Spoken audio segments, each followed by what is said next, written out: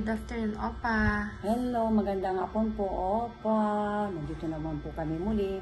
Ang pag-uusapan natin po ay tungkol po sa suka at sa kasalindol at buntis. Ito, totoo din po ito. Pag-uusapan natin tungkol po sa mga buntis. Alam ba ninyo, yung mga buntis, pag yung lumindol, totoo po ito. Kasabihan din po ito ng mga matatanda. Pag inabutan ka daw, isang bago muna natin pag-usapan yan. Magandang hapon po mga viewers, mga kaibigan namin, sa mga nakakatulong sa amin. Saka yung kwan po, yung mga tumulong sa amin noong namatay ang kapatid ko, kay Ma'am Cheryl Sirdan, kay Vice Mayor Agbayani, at saka sa Maxil, lahat po ng mga nakatulong sa amin, maraming salamat, at sa mga senior citizen, thank you din po. Kahit pa paano, malaking tulong po sa amin po yan, maraming salamat, kasi po namatayan po kami ng kapatid ko, tito ni Teresa, maraming salamat. Sige na po, tuloy na natin.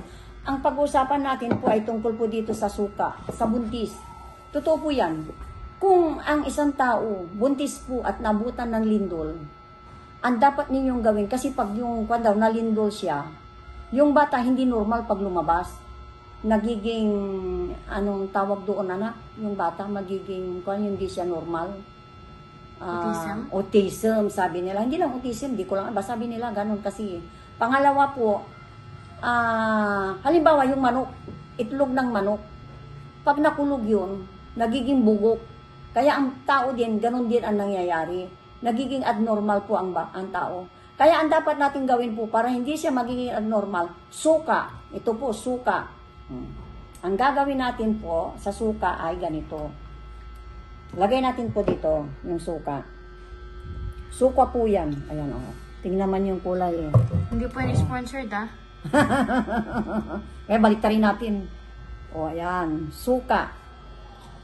Ang suka po, ang gagawin natin po sa suka, pag buntis yung isang tao, ganito po yun. Ilagay natin yun.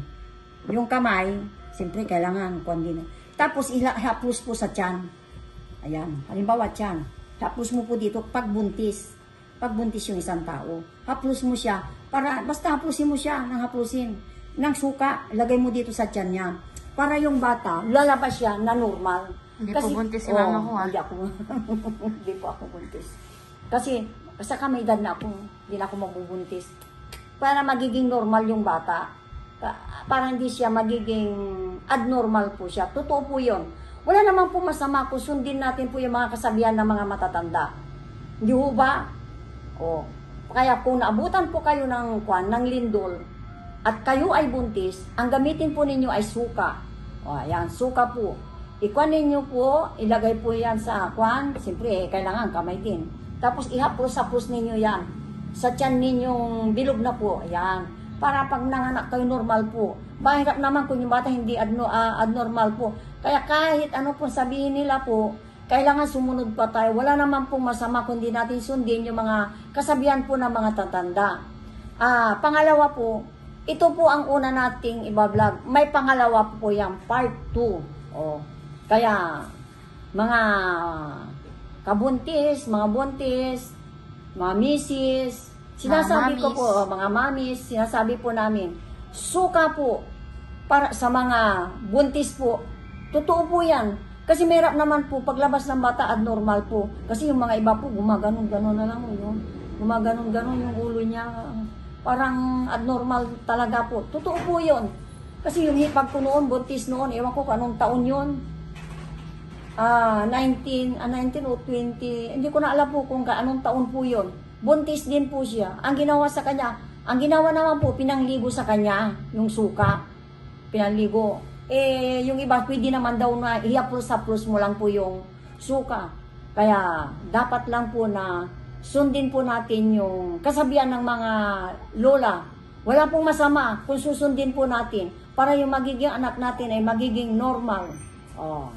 Sana po nakapagbigay kami ng magandang payo para sa inyo po. Part 1 po yan. Susunod po na gagawin natin tungkol naman po sa kanin. O yan, mga viewers, mga kaibigan, mga subscriber namin, maraming salamat sa inyo. Sana po magustuhan nyo. Sana ay magustuhan ninyo at maniwala kayo sa sinabi namin.